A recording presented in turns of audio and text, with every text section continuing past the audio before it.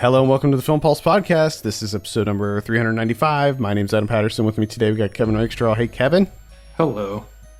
This week on the show, we'll be finally taking a look at Rose Glass's St. Maud, which is set to hit theaters in the U.S. this Friday. We'll also be going over some we're watching on the watch list, going over this week's new releases on VOD and Blu-ray.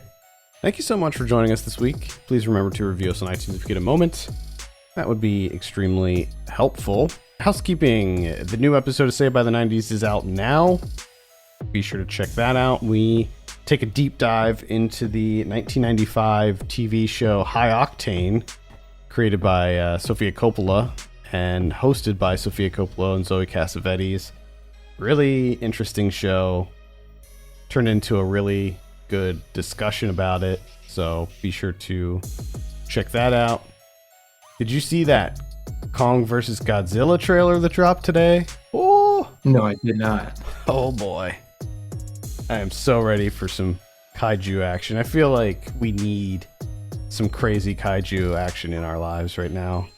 And I gotta say, like, the trailer did not hold anything back. I mean, you just pretty much, almost the whole trailer is the fight between the two. So It leads me to believe that there's a ton of this movie is just going to be the two of them fighting. Okay. Because I don't feel like that they'd give away that much in the trailer. You know, if it was just like one fight that happens at the end, I feel like they would hold back. But the fact that so much of the trailer is the fight, there must be a lot of it going on. Okay. I'm really excited. Adam Wingard's directing it. It's going to be on HBO Max in March. They moved it up. Like, oh boy. Yeah, they I think by like 2 weeks or something. But they moved the release date up, so they seem pretty confident about it. So I'm excited to check it out. All right, let's talk about some St. Maud. Finally, this is written and directed by Rose Glass. I have a synopsis here. Follows a pious nurse who becomes dangerously obsessed with saving the soul of her dying patient. I hate it when they do. Follows. Come on now. You start a sentence with follows? What follows? Just give me a break. This stars Morfydd Clark and Jennifer L. Lily Knight. Kevin, we'll start it with you. What were your initial impressions of St. Maud? St. Maud. Okay. So this is a type of movie that I have a slight difficulty with because it can go one of two ways, depending on the way in which I read the movie and, you know, everything that happens within it. And it's it's going to be really difficult to talk about this because, again, this is one of those movies where all the interesting stuff to say about this is in the developments that happen towards the end of the movie, which, you know, the spoilers. So, yeah, I agree. If I read it a certain way, which is essentially if all the things that are happening actually did happen, I like it. I enjoy it.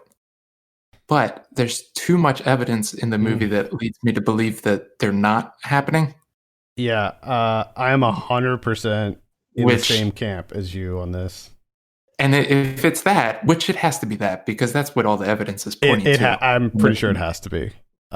It's just another fucking movie where, you know, mental illness, which is just, I'm tired of it. I'm tired of it. I'm 99% sure that it was the latter. So, and I completely agree with you. We've seen a lot of movies like this before that handle this subject matter in very similar ways. I think that the things that are going for this movie is that it's all presented in a really creepy way and very atmospheric, very moody, lots of tension in this. There are some genuinely shocking moments in this. We're not going to give anything away as far as spoilers because I think I think the entire movie hinges on some of the spoiler type things that happen in it. So I think that we're going to tread very, very carefully when it comes to divulging specific things that happen in this movie. But there was one thing that happened that literally not literally, but figuratively scared the shit out of me. No, that literally did happen. No, I just shit my pants. Yeah, there's something that happens towards the end that like completely caught me off guard. Like I was just not ready for it to happen, and when it did happen, it. I haven't felt like I haven't jumped like that in quite a long time. I'm sure you can probably guess which part I'm talking about, but it. I was so shocked and so it just really scared me, and I was like, all right, you know, Yeah. this movie Yeah. definitely has my attention now. So that's the thing is there is that late development that happens that definitely got me to perk up a little bit, you know? Because up until that point, I was just kind of like, oh, this is kind of ho hum in the way of, you know, we've seen this numerous times before. I have a feeling I know how this is going to play out Yeah, because of the clues that I'm being given. So there's that late stage development that was kind of surprising, and like I thought like, oh, okay, they're going to commit to this. This is great. I am totally on board. But then, you know, it goes back to the whole like, is this actually happening or isn't it not? And it just kind of falls apart. But for a little moment there, I did perk up in my seat because I was like, all right, this is different. I think that that's the unfortunate thing about this movie is I think that it has so much going for it, but at the end of the day, I knew exactly how things were going to play out. Not specifics, obviously, but the general, like I generally knew how this downward spiral was going to turn out. And, you know, sometimes that's okay. Sometimes it's okay to just know where a movie's going and know what you're getting into, as long as everything leading up to that and then the final moments are, you know, satisfying. And Yeah. I think by and large it was. I was entertained by it. I think that this had a lot of really strong elements in it. I mean, I think that Morford Clark did a really good job in this. I was getting lots of flashbacks to Possession in this. Some light Exorcist vibes in there too. So you kind of know where it's going, but I think the lead up is pretty satisfying overall. I think that I like the color palette of this movie. I think that having everything kind of have that brown drab hue, I like that. It's miserable. Yeah, everything in this movie is just so brown and yeah, depressing. It felt damp. Like everything. Yeah, mildew. Everything smelled like mildew in this movie. It made my room smell like mildew as I was watching it. I liked that. There were a lot of really kind of bizarre moments that happened because what you have here, and maybe we should talk about the plot a little bit. You have Morford Clark's character as a person who was hired as a caregiver to a woman who is dying of cancer, and she moves in with her and she's taking care of her, and we know that there's something that happened, something that happened in her past that is causing her to sort of want to start her life over, but it also seems like she recently found God and she has become like super religious, and she decides that she wants to save this woman. She thinks it's like this is her calling. And things, you know, kind of escalate from there. And, you know, gradually you find out that she's not going by her real name. So you think, okay, well, there's something definitely going on with this. And then, you know, you have that kind of spiral where she starts to lose it a bit. But then there's these almost supernatural elements that start to occur where you start questioning, like we talked about earlier, whether or not what is happening is in her head or is something supernatural going on. Yeah. I think we can all. I think that's the thing that disappoints me, is because it seems like it was written in a way in which that it kind of leaves the door open for both. But to me, it doesn't work because, again, I'm giving far too much visual evidence in the narrative itself that totally puts me in the camp of this isn't happening. Like there's just too much to points that this is not happening, which completely deflates the whole thing. And I just wish that there was a commitment, either make it far more ambiguous to where I can't, I can go either way, or just a full commitment that this indeed is actually happening, which would just be very fresh. It'd be a fresh approach. I If agree. we could just get one of these movies to do that instead of this, mental illness, you lose your grip on reality. Yeah, everything's a metaphor these days. And I think that you can have movies that contain metaphors, but also commit to something being supernatural. I think that you can, if you look at like, I don't know, the first one that comes to mind is like Dawn of the Dead, where everything is a metaphor for consumerism, but the zombies are real. Like they take place in the movie. So it's not like it's in everybody's head, So yeah. It's possible to have like physical manifestations of these metaphorical concepts, but these movies, they just don't do that anymore. Like everything has to have this sort of ambiguity, as you were saying. But I mean, more than that, I think that there's not much ambiguity in this movie, especially the final scene that happens. Yeah. Again, not going to give it away, but there's something that happens at the very, very end of the movie that, for me, solidified the fact that, okay, yeah, there's actually not really any ambiguity happening here.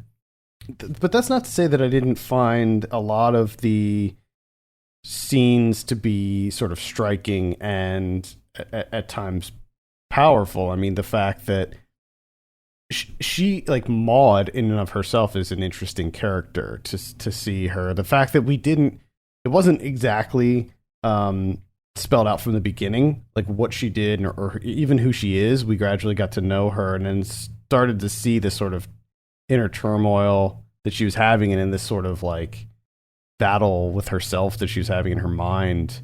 And then like little shades of what she did in the past. And like, you see things like she has like scars and stuff, and you're just like, okay, there's something going on here. And then the way that she like sort of tortures herself in sacrifice for her, I guess, I don't know why she does it.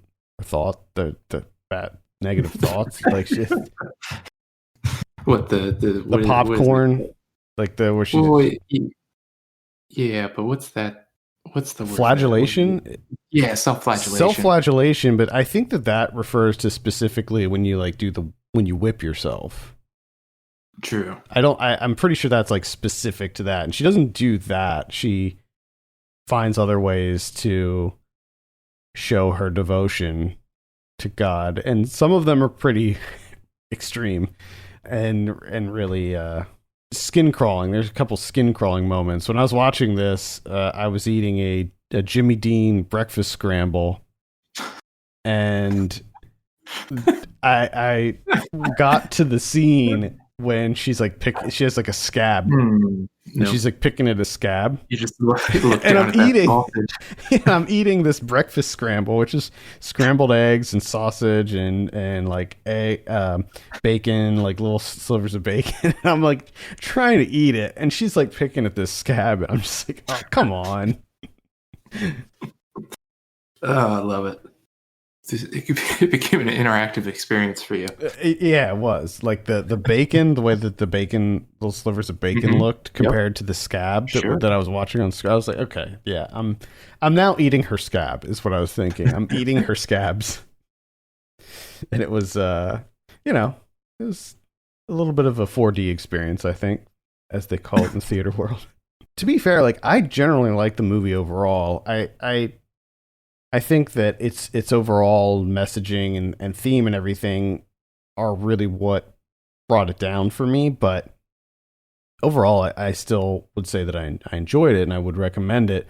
There are a couple of really great scenes, and also some scenes that felt a little bit too I don't want to say lengthy, but maybe a little bit, maybe a little overwrought. Like there's a scene that takes place in a pub, and it feels like Yeah. it feels just a Yeah. little bit too long. Like I understand the scene, like what they were going for, and it was a great scene just because of how awkward it was. It was so awkward and just very uncomfortable.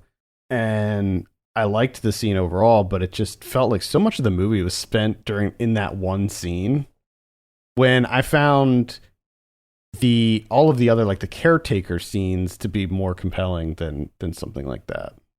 Yeah, it does seem. I mean, and I guess that's kind of trying to manifest that in terms of the storytelling, where it seems like it kind of lost its way after we're removed from the home care situation, which I guess Right. is trying to parallel her losing her way.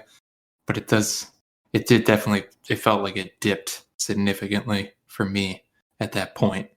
And then, like I said, it comes back, Mm-hmm. and you know, you got me to sit up upright with where it was going. But again, it ended up just being another one of those movies, which is just so disappointing for me. Yeah, I feel like we've just seen so many of these movies lately, and like it's not to say that this isn't well made. I think it is extremely well Oh made. yeah, I liked the camera work. I liked the everything felt very claustrophobic as far as the framing. Like everything was pulled in way too far, so most things were like like cut off and not within the frame. And I liked that choice. I liked a lot of the stylistic choices in this. Uh, there was a one scene that for some reason, and this is like completely has nothing to do with like the visuals, but I was just reminded of it for some reason. Is the scene when she ends up meeting this friend of hers, I guess from her past, and at one point she comes over to her apartment, which by the way, like her apartment is rough.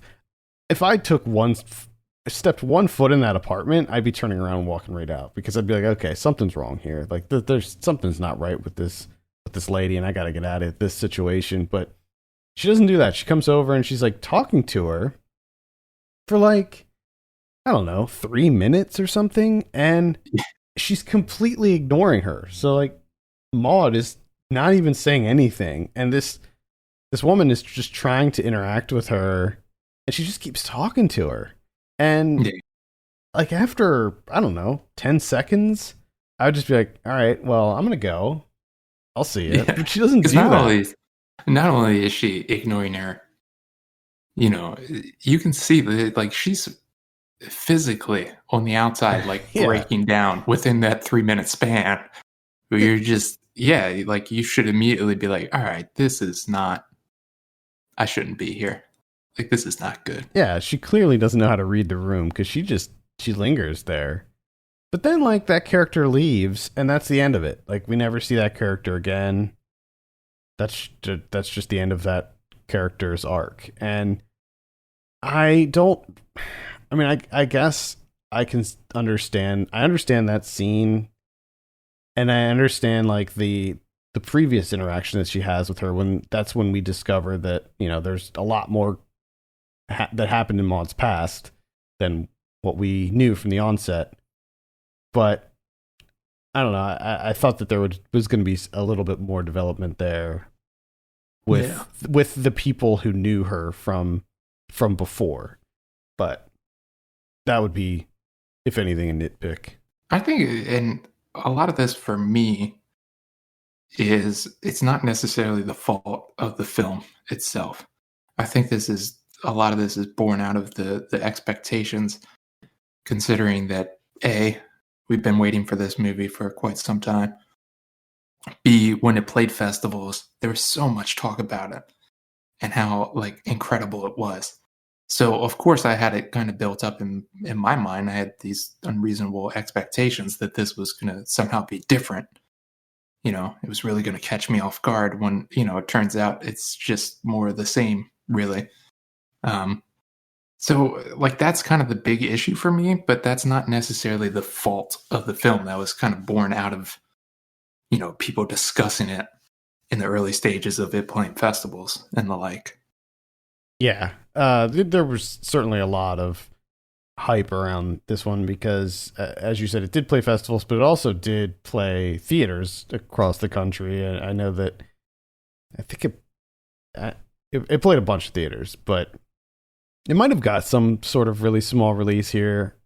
This was coming out right when the pandemic was hitting full force, so this release got really messed up. I mean, everything got messed up. This one was really messed up because I think it ran in theaters for like a couple days or something, and it was very strange. But it's getting like a full-on release now in theaters, though, not on VOD. So this will not be on VOD on Friday. Now it is coming out. It's a deal with Epix, I believe. Epic. Yeah, so it's going to be on Epix. Fuck is Epix? Epix is like a paid, like like Stars or one of them. Give me a break. Yeah, so it's going to be at theaters and drive-ins Friday, and then on Epix February 12th. So, yeah. Yeah. Just put it out on VOD, A24. Come on. Yeah. Why being weird about this one? Because they're A24. Yeah. They're fucking assholes. Sorry. They're fucking assholes. Because I can tell you right now, do not go to a theater to see this. I mean, honestly, like some movies, I would say I really wish I had the theatrical experience, like Synchronic. I wish I was able to see that in the theater, and there are a couple other ones. But with this one, I feel like there wasn't anything that I missed out, I think. No, the only thing for me, theater-wise, would be interesting to see if I could see more of it. Because that's another thing that I'm getting really sick and tired with modern horror movies, is where they're like, let's have it be really dark, but you can't really tell what's happening. And it just irritates the shit out of me. This movie doesn't do it as much, thankfully. Yeah, I don't recall any issues where I was having a hard time seeing stuff. But I mean, everything in this is pretty drab, so yeah, that could have something to do with it. Which again, I liked. I liked the aesthetic. So there you have it. That is St. Maud. A little bit of a disappointment, but I would still say that I liked it overall. Let's go ahead and give it a score. I'm sitting at around a 6.5 on this one. Okay. I give it a 5. Straight down the middle. There you go. Straight down the middle. There you have it. If it's playing in a drive-in, this is playing drive-ins. Might be a fun. We're still doing a drive-in thing? Yeah, it might be fun for a drive-in movie. It's weird that drive-ins would still be open in the middle of the winter. I mean, like typically drive-ins are seasonal, so yeah. I mean, at least where we lived, maybe out in like warmer climates. Yeah, because I can't imagine, with it being like 19 degrees out. I mean, that was the best part, like, yeah, like going to the drive-in, having the windows down. It's like a cool summer evening. Just I've loved going to the drive-in. I've only been a few times in my life, but I loved every moment of the few times that I've been there. All right, let's talk about someone we're watching. I believe it's my turn this week. Just a couple things. I saw The White Tiger on Netflix. This came out over the weekend. This is directed by Ramin Bahrani. I didn't really know too much about this going into it. I think I maybe saw a trailer for it, but the trailer doesn't really reveal too much about what it is. So what you have here is it tells the story of this Indian man who grows up in this very poor village. He's on the lower caste in their caste system, which admittedly I don't know a lot about the Indian caste system, but he's on the lower one. And so basically he's born and raised to be a servant. So like all he knows, all he desires is to serve people in the higher caste. And he just wants to have a master, and he wants to just make enough money to send back to his family and his village.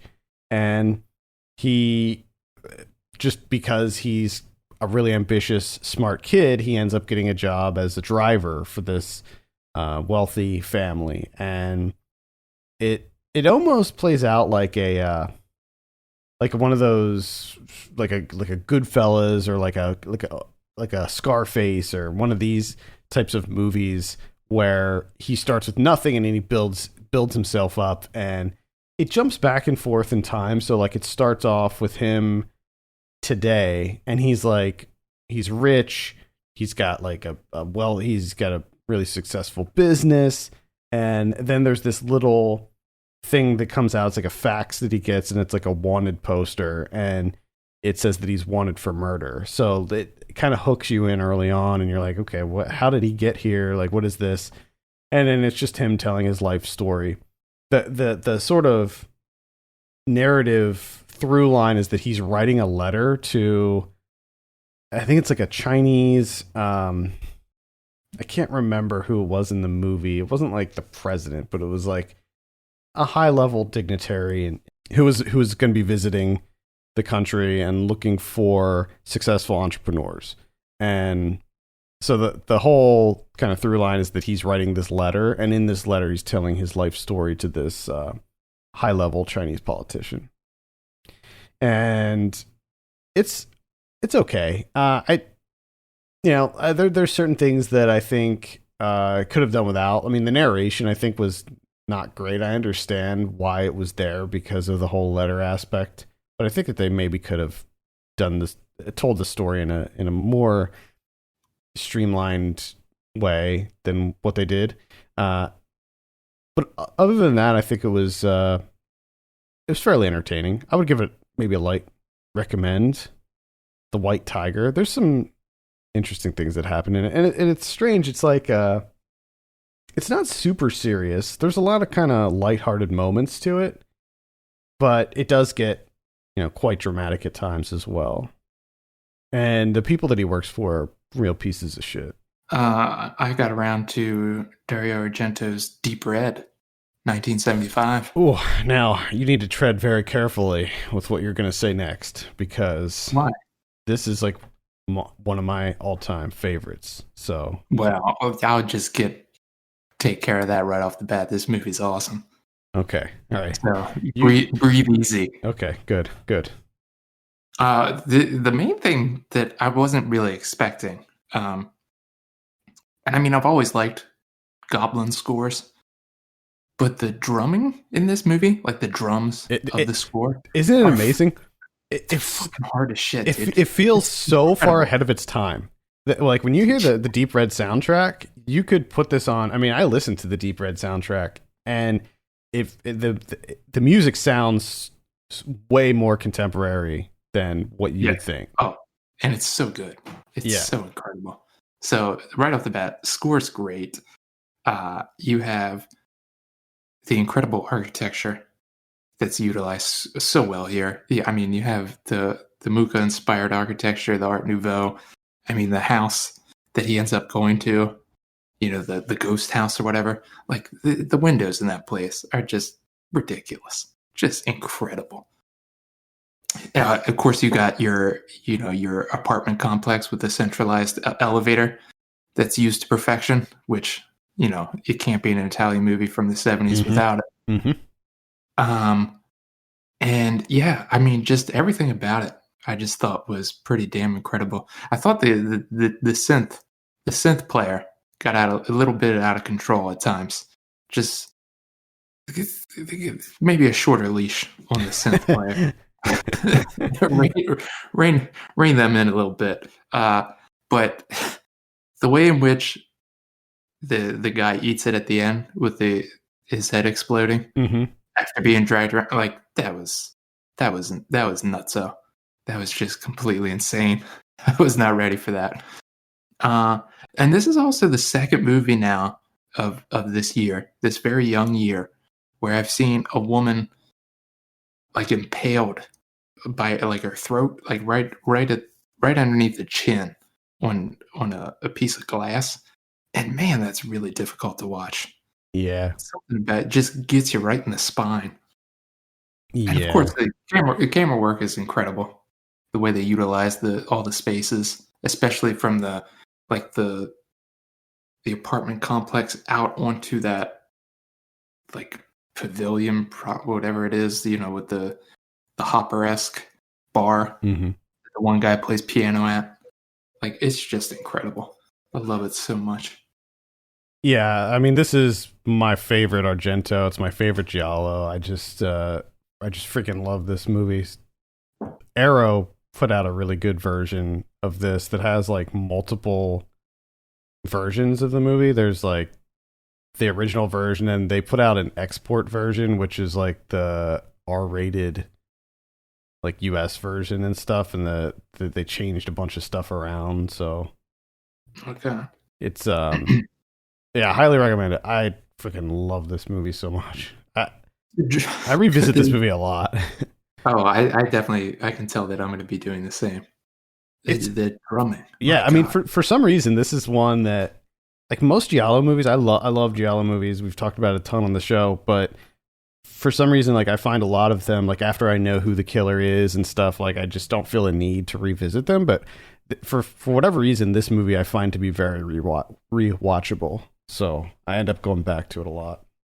Oh yeah, because I mean, you got a great score, you got great camera work, you got great settings, and you actually have like some really shocking violence in this. Mm-hmm. Yeah, they released the score on vinyl like not too long ago, and in You fact, got, gotta we get were it. in a record store last time you were in New York, and we went to that record store. Oh yeah, that's right. They had the Deep Red vinyl, and I almost bought it, and I really, really wish I did. Kind of maybe segueing from the impaling aspect of Deep Red. I saw a movie called Hunted, which does have a pretty gnarly stabbing in it. Somebody stabs Oh, somebody in the ear with an arrow, mm, and it's a pretty brutal scene. Unfortunately, that's really the only highlight that I could say from this movie. This is directed by Vincent Pernaud, who is the guy who did Persepolis. Remember that movie from 2007? yeah, Animated yeah. movie? Yeah, this the same director. He also did Chicken with Plums. So this movie is a reimagining of Little Red Riding Hood, sort of. I mean, that's what they're going for, but really, it's just like this woman wears a red jacket and she's being hunted by a guy who has some like wolf-like features, and then they throw in this like wolf imagery and have a lot of like screaming and growling and stuff like that in it, and it's just it's pretty bad. What you have here is a fairly typical revenge thriller. It's about a woman who meets this guy at a bar. They kind of hit it off. He's like really smooth talking her and stuff. They end up going to his car, start to make out in his car, and then it turns out that he and this other guy kidnap her, and they take her out to the woods in order to record a snuff movie, but she escapes before anything, truly horrific can happen. And the rest of the movie is like them trying to catch her and where that goes. There are some slightly interesting set pieces that occur. There's a scene when she actually does make it out and gets to a like a convenience store, like a gas station, and tries to get help there. And what happens there is kind of interesting. But the big problem with this movie is that everybody's so stupid that they make the worst decisions ever, and I can't understand why anyone would make half the decisions that are made in this movie. Like the whole time you're just screaming at the screen like, what the fuck are you doing? Because it's just so ridiculous, so many of the things that occur in this movie. It's like, why is this happening? The whole Little Red Riding Hood thing is like a complete afterthought. It's dumb, and I don't know, and I don't think anybody should see it thinking like, oh, this might be cool. It's like, like what they did with the Invisible Man, sort of, where they bring the classic tale into like a modern setting and like have other things represent other things. It's so on the nose and dumb and bland. There's some interesting visuals here every now and then. I liked the camera work for the most part. They do some pretty interesting things with the camera and how the camera moves. It's very kinetic, lots of cool looking zoom ins and movements on the camera. But other than that, I would say it is, I do not recommend Hunted. It's got a crazy looking poster. Like the poster's pretty horrifying looking, but the movie itself is largely consists of this woman being chased through the woods, and there's some violence in it, but I don't know. It really lost me by the end too. So can't recommend Hunted, but if you do want to see it, it is on Shudder. Okay, all right.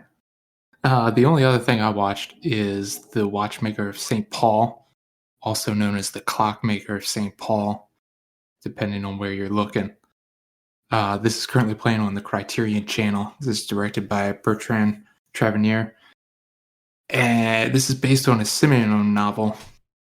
And this is pretty damn good. This is another movie that has a really great score. Some great drumming. Got this like military style drum line to it. And all it essentially is about is Philip Noiret he's a watchmaker, clockmaker. And he's out with his friends one night, having dinner and everything, comes home. His son's not home. He doesn't think anything of it. And then the next day, the police come around and start asking him questions. And what finally revealed to him is that his son killed a man, and he's now a fugitive, and they're looking for him. So what follows is essentially just him kind of like coming to terms with the fact that his son has killed someone, the way the people in the town are treating him now that they know, and he has this kind of this mix of introspection of like how this could have happened, and like did he really know his son, that type of thing, and of course some anger that's building up inside of him. And he kind of develops this relationship with like the lead detective on the case that's trying to find his son. They're about the same age, and they both have kids, so they're kind of having these discussions, because this also takes place during this movie is 1974, so it's like the leftist movement in France.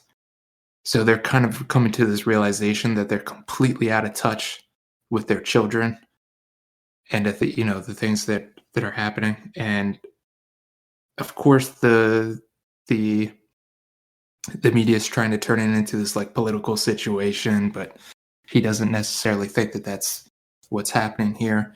And it's a really solid movie. Great score, great performances, camera work is fantastic. And I just thoroughly enjoyed this one. And I've been wanting to watch this forever. And now it's finally on Criterion Channel. Yeah, check that out. That's The Watchmaker of St. Paul from 1974. All right, let's take a look at what we have on VOD this week. On the 26th, we have The Judge, Character, Cases, Courage. It's a documentary about a judge, I guess. Famous, maybe a famous judge. Who knows? Perhaps. Also on the 26th, we have Ninth Circuit Cowboy, The Long Good Fight of Judge Harry Pregerson. What are the odds that there are two seriously, two documentaries that are coming out on the same day about different judges? How bizarre is that? It is bizarre. We also have A Woman's Work. This is a documentary about NFL cheerleaders. Okay. I thought you were going to say judges, and I was about to lose my mind. I don't know what I'd do. Like, I don't know how I would process that if there were three judge documentaries coming out on the same day. On the 27th, we have Penguin Bloom. That's on Netflix. Stars Naomi Watts, Andrew Lincoln, Jackie Weaver, based on the inspirational true story. Then on the 29th, we have True Mothers. This is a virtual theatrical release. This is the Japan's entry in the 2021 Academy Awards. Okay. We have The Funeral Home. That's another virtual cinema horror movie. Nothing here ever rests in peace. Funeral Home. Look out. I get it. We have Below Zero. That's on Netflix as well. No synopsis for that one. What? Yeah, I'm not it's a crime thriller, I believe, but I'm not sure what country it hails from. I haven't really looked into it. Secret. Haven't looked into it too much, but yeah, weirdly there's no synopsis on the Netflix media page. It might be up there now. I added this like a week ago. I just pulled it up on Letterboxd and there's nothing. It's weird, isn't it? Bizarre. We have Just Don't Think I'll Scream. This is another virtual cinema release. We have The Night. The Night's a psychological thriller that follows an Iranian couple, Babak and Neda, and their 1-year-old daughter, Shabnam. Creepy haunted house type movie. This one is interestingly the first U.S. produced film to get distribution in Iran for the last 40 years. Wow. Yeah. We have Softy. That's a virtual cinema release. That is a documentary, I believe. It's about a guy running for office in Kenya, I believe. We have The Reunited States. That's another virtual cinema release. That's a political documentary about like coming together, uniting our divided country and all that. It's from Van Jones and Meghan McCain. So there you have it. Best of luck. Yeah, I'll be skipping that one. Haymaker is coming out. This is some kind of maybe Muay Thai. Yeah, Muay Thai movie. Okay. We got Savage State. This is a Western. American Civil War breaks out. Family of French colonists settled in Missouri decide to go back to France. Okay. We also have, this is another crazy coincidence, Savage. So we have Savage State and we have Savage. So lots of connections this week. Savage is a New Zealand film about street gangs, like biker gangs, I believe. Okay. We have Palmer. This is on Apple TV Plus.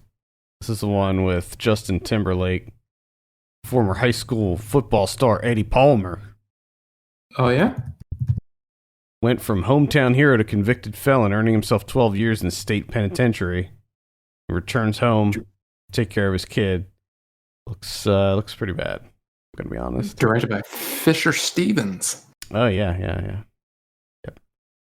And then finally we have Beginning, which is going to be on Mubi. On Blu-ray this week. So lots of VOD stuff this week. Nothing that looks super compelling to me. But I don't know, Below Zero I'm kind of curious about. They got you with that. Yeah.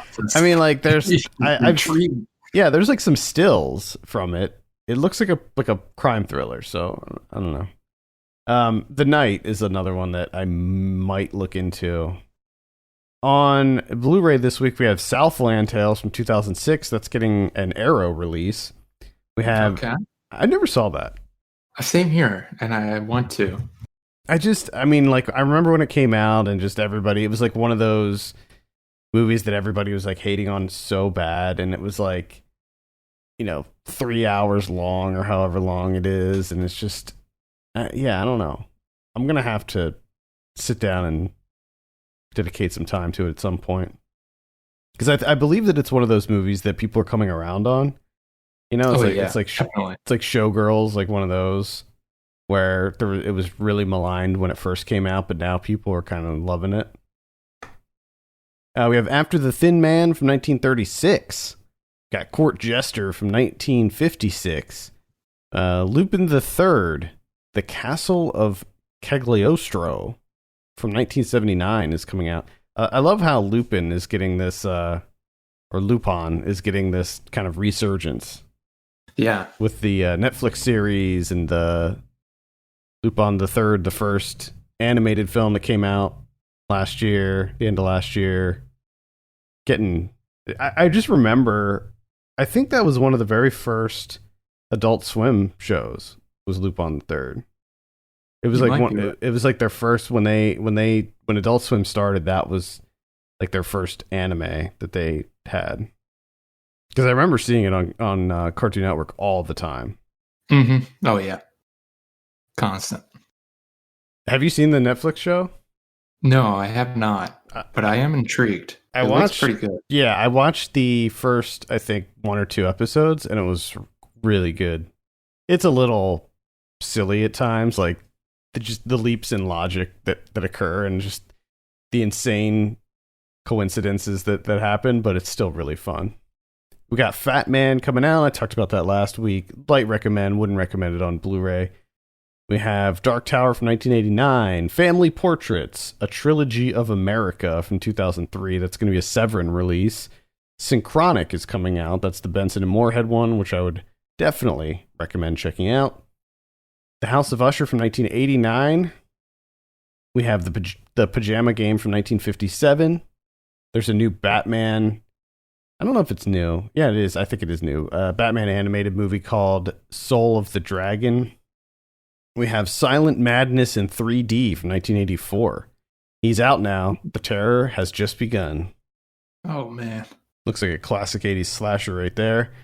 The AGFA Horror Trailer Show is coming out. That's going to be a collection from the American Genre Film Archives of like obscure horror movie trailers. Okay. Those are always fun. Good News from 1947. Room for One More from 1952.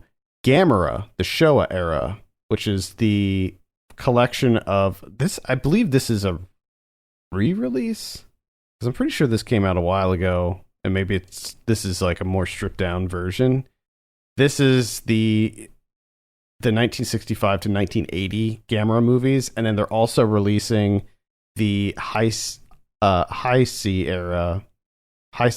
era, which is from 1995 to 2006, and that's going to be in a separate collection. Those are both Arrow releases. Taxi Girls and Heavenly Desire from 1979. That's a double pack. Fade to Black from 1980. This came out recently. Maybe, I don't know if this is a re-release or what, but I know that it got a Blu-ray release not too long ago. This is from Vinegar Syndrome. Come Play from last year is coming out. We have The Swimmer from 1968. What? I thought that already came out. I don't know. Like a couple months ago. It says there's a deluxe. It says deluxe edition. Oh, it's the okay. Deluxe edition. This is the Grindhouse releasing version. I don't know what. I don't know what is different about this one, but let's see. Genocyber from 1994. What is this? Genocyber. Discotheque Media. A nightmarish combination of cybernetics and psychic potential. Whoa. I don't know if this is an anime. It looks like an anime. I think it is. Revenge of the Bushido Blade from 1980. Impedagore from, I believe that came out last year, maybe late 2019. That's a Shudder release. That's also available on Shudder. I've been meaning to get to this one. Hopefully soon. Sit down and watch this. I heard good things. Don't Panic from 1988. That's going to be a Vinegar Syndrome. The Theater Bazaar. That might also be a Vinegar Syndrome. No, it's a Severin. Get the two mixed up. Born a Champion. Looks like some kind of boxing fighting movie. Starring Sean Patrick Flanery. Ghost Light. The Adventures of Thomas and Felix. Magic Max. And that's about it. What about Criterion's? We got one Criterion. That's The Ascent from 1977. Getting a re-release Blu-ray. New commentary, new video introduction, new subtitles, shorts, new interviews, all sorts of stuff packed on there. Nice. Check it out. I think that's going to do it for this week. Thank you so much for listening. You can send us your questions and topics to podcast@filmpulse.net. You can follow us on Twitter @filmpulse.net and @filmpulsekevin. And if you have a minute, consider reviewing us on iTunes. That would be extremely helpful. For Kevin Rakestraw, my name is Adam Patterson. We'll see you next week.